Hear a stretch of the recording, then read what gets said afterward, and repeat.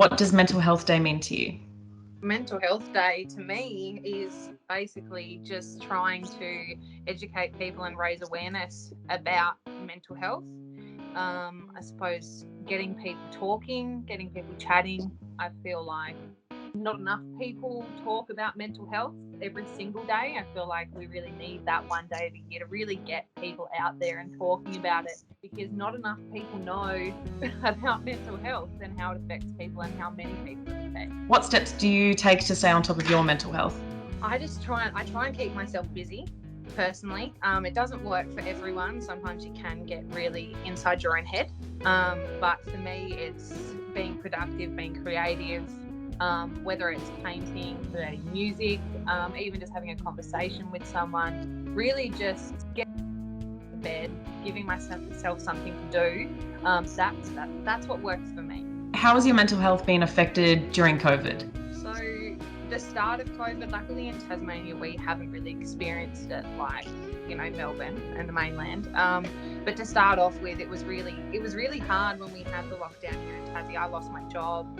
And at the time I didn't have my license, didn't have a car, so I was really stuck at home doing absolutely nothing. And for me, not being able to get out and socialise, even just being able to go for a walk, that really affected me, because I was stuck at home, running out of things to do.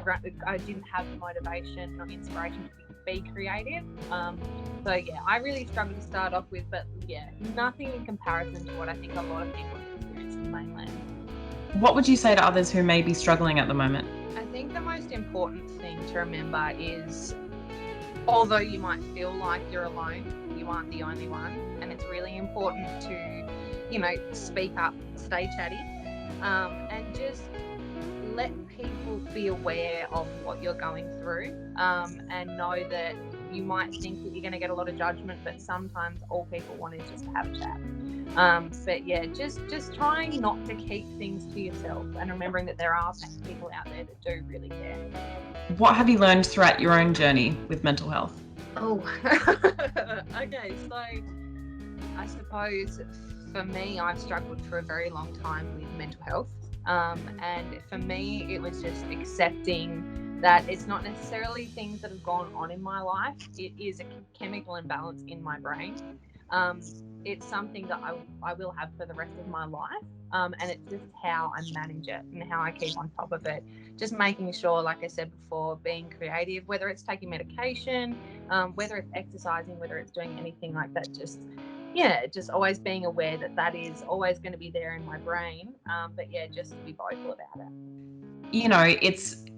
We wouldn't be embarrassed if we had a broken leg or a fractured wrist. It's exactly right. I think that, and a lot of people, and especially in my experience, a lot of my male friends, it makes me sad that they still think that they're weak when they let out their emotions and their feelings, and they feel like they can't talk about it because they have to be this macho man. Even the same with a lot of my female friends. I think it's nothing to be embarrassed about. And a lot of people, once you educate yourself and realise how many people actually struggle, I think probably 90% of my friends, they all struggle with it. And yeah, it's important. Luckily in my group of people and who I surround myself with, we're all pretty vocal about it. So, we know to check up on people and yeah, just make sure that they know that we're there and that we care.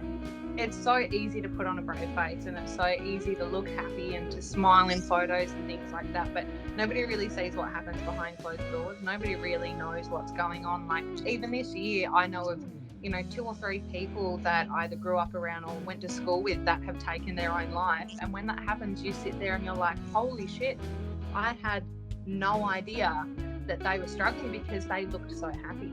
I think it's important for people to remember that, yeah, there's a lot that goes on in our brains that a lot of people don't know about. Yeah, and when you notice that those people, whether you know them or not, people who unfortunately do take their own life, it's always their friends and family are the first people to say, I didn't even know.